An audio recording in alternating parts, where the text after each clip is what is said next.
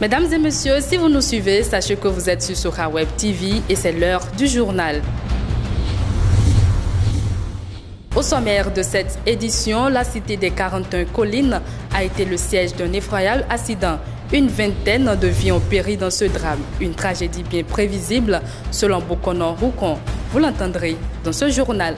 Dans la commune de Dobo, un cultivateur est entre la vie et la mort suite à une altercation entre lui et un éleveur. Pour en savoir plus, l'info décalée vous emmène dans le mono. Le gouvernement béninois a fait un don de vivres et de matériel de construction aux sinistrés qui ont été victimes des inondations au cours de l'année 2022 dans le département des Collines. La remise solennelle a lieu la semaine dernière. Bienvenue à tous. Des passagers de bus en direction pour Cotonou ont perdu la vie dans un accident de circulation à la hauteur de SOS Village d'enfants de Dassazoumi.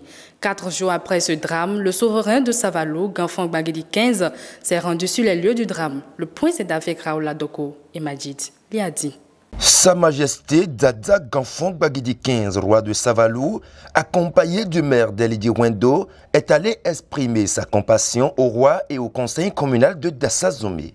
Après avoir fait une escale à la mairie de Dassazoumi, Sa Majesté Dada Bagidi 15 s'est rendu au palais royal des Omodjagou des 41 collines où il a été accueilli avec tous les honneurs dans le palais de son homologue Sa Majesté Djagou Egbakotan 26. Ensuite, un tête-à-tête avec le préfet du département des collines, Dr Saliou Odoubou. Après ces constats, le roi s'est rendu sur les lieux du drame.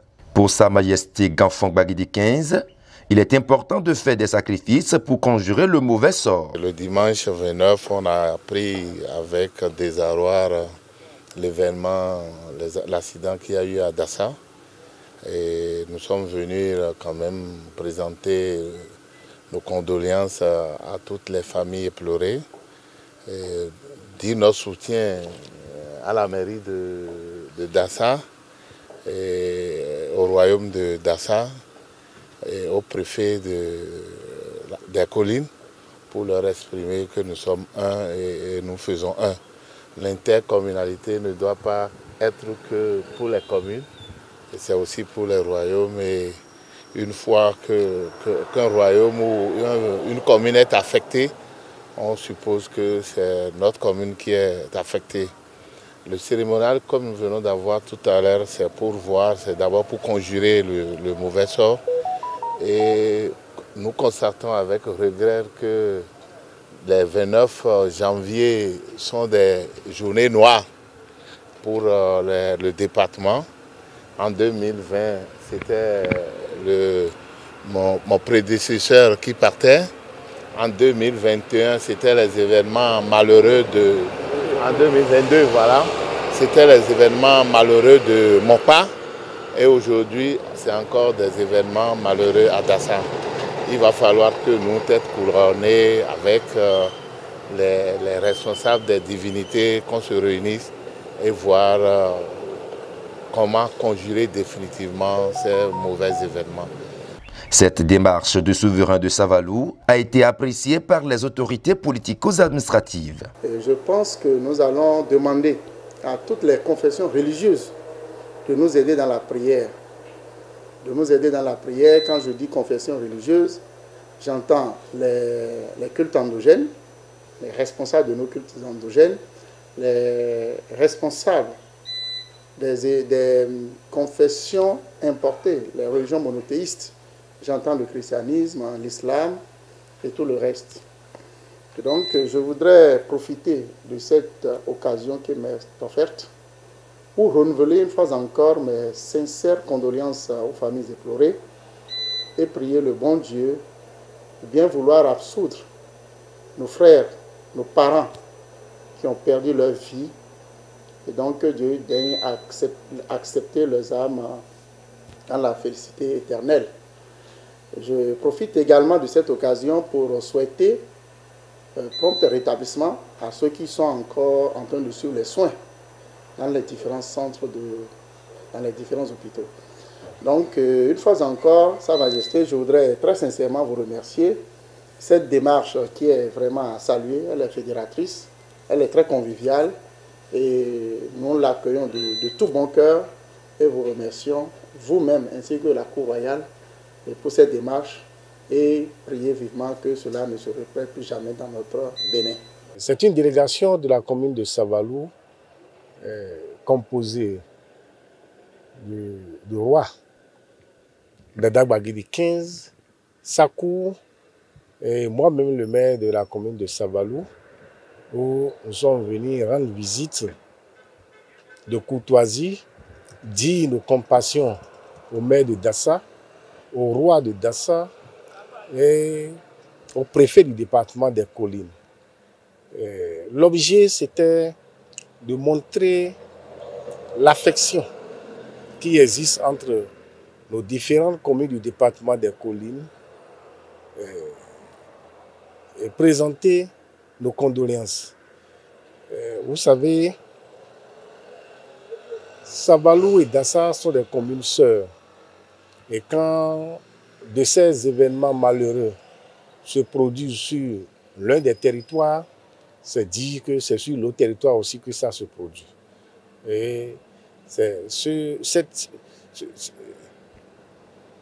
ce signe d'amitié, de solidarité que nous sommes venus montrer aujourd'hui. L'acte posé par Sa Majesté Baguidi 15, roi de Savalou, ne sera pas le dernier. Dans les tout prochains jours, les deux royaumes conjugueront leur synergie pour éloigner les esprits maléfiques très loin du département des Collines. Le drame de Dassa Zoumé, qui a coûté la vie à une vingtaine de passagers, ne surprend guère Bokono Roukon. Le FA, à travers le TOFA 2023, avait prédit des accidents graves. Il interpelle à cet effet la responsabilité des pouvoirs publics et politiques. J'implore, monsieur le chef de l'État, le président Patrice Talon Guillaume, je sais qu'il est un homme très engagé, il est un homme humble. Certainement que ces ministres ne se sont pas rapprochés de lui pour lui parler de ça. Et il est le père de la nation. Même s'il faut aller demander de messe à coût de 5 millions et aller dans les mosquées à coût de 5 millions et autres là. Nous, on n'a même pas besoin de ça. Parlons à présent de la religion. L'Union du clergé catholique béninois a tenu son assemblée générale la semaine dernière à Dassa Zoumé, placée sous le thème « Inculturation des rites de naissance et des funérailles, essai d'élaboration d'un rituel ». À l'issue de cette assemblée, le père Damien Zoumaon nous renseigne sur les résolutions de ces assises. À l'issue de ces travaux, nous sommes parvenus à des résolutions essentielles que je peux résumer comme suit. D'abord, pour les prêtres en tant que tels, c'est d'approfondir les exigences liées à la vie sacerdotale.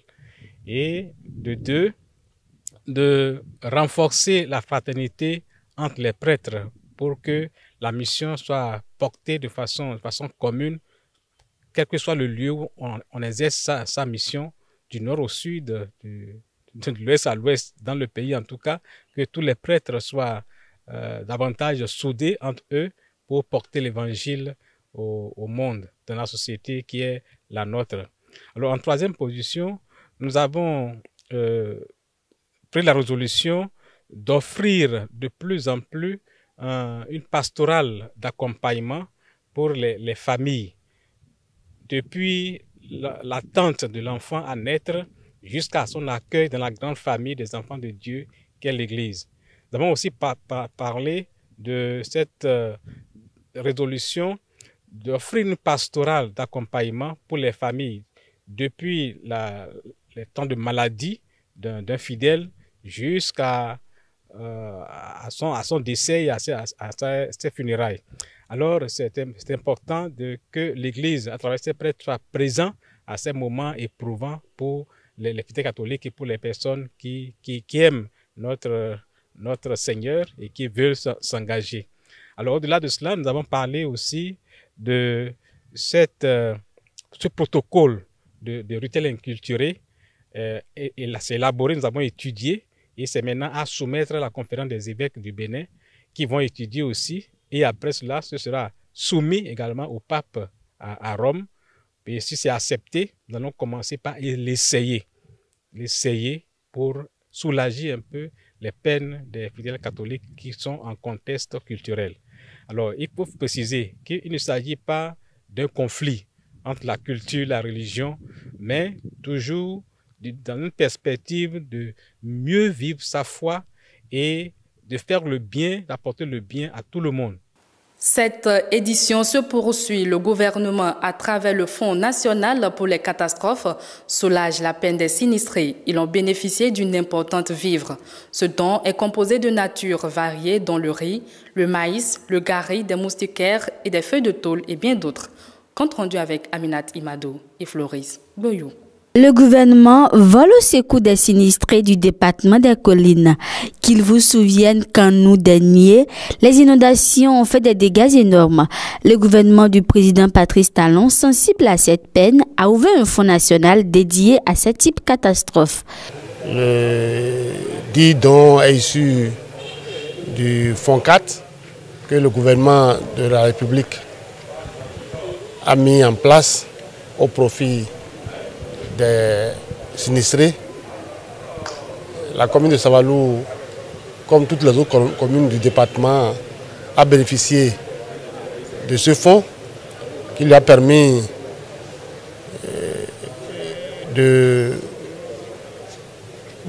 d'apporter une certaine assistance aux sinistrés. Le dit don est composé de quelques tonnes de maïs, de riz, du haricot, quelques matériaux de construction pour permettre à ceux-là dont les maisons sont tombées de pouvoir reconstruire les maisons. Les victimes de ce sinistre ont salué ce geste social du gouvernement. Pour le maire de Savalou, cette œuvre du gouvernement traduit l'attention et l'écoute du président Patrice Talon face aux conditions de vie de son peuple. Nous avons enregistré des effondrements d'habitation. Toutes ces informations ont été remontées au gouvernement, au chef de gouvernement, son Excellence, le président de la République, Athanase Guillaume Talon, qui a pensé à comment assister ces sinistrés et a mis à la disposition de chaque commune une cagnotte, un montant pour que nous puissions nous approvisionner en vivres. Non seulement en vivres, mais aussi en produits non alimentaires pour pouvoir assister les personnes sinistrées. Toutes les communes touchées par les catastrophes naturelles sont impactées par cette opération. Du département des Collines, faisons à présent un tour dans le département du Mono. Un cultivateur a été charcuté par un éleveur dans son champ. Le drame s'est produit à Dévé, un arrondissement de la commune de Dogbo, dans le Mono. D'après les informations rapportées par Bénin Web TV, le drame s'est produit lorsque des bœufs ont envahi une plantation de manioc de cultivateurs. Face à la scène qui se déroulait dans son champ, l'agriculteur a interpellé le propriétaire des animaux qui ont envahi son champ pour leur pitance de la journée. Selon le média, une petite altercation est née entre les deux hommes. C'est au cours de cette altercation que l'éleveur, usant de sa machette, a charcuté l'agriculteur. Évacué d'urgence au centre hospitalier départemental du Mono, la victime de ce épineux conflit éleveur-agriculteur est actuellement entre la vie et la mort, rapporte le média. Une dernière information pour mettre un thème à cette édition. L'artiste Bedo, chanteur, compositeur du rythme Tiengoumé, a célébré le Nouvel An avec son fan club le week-end dernier. La fête a lieu à Logozoré en présence de plusieurs membres du club. À l'occasion, il a profité pour inviter toute personne de bonne volonté à le soutenir pour l'atteinte des objectifs plus grands. Il est au micro de Raoul Adoko et Floris Boyou. On a traversé une année un peu vaste, plein de succès. On veut remercier en sorte notre Dieu, le Créateur. On veut se réjouir. Ensemble, c'est pourquoi on a initié la fête. Mesdames et messieurs, c'est tout pour cette session de l'information. Avant de vous quitter, retenez cette citation de Thomas Gatabazi qui dit « En matière de sécurité routière, méfiez-vous de la priorité qui est trop souvent violée. » Merci de nous avoir suivis et prenez soin de vous.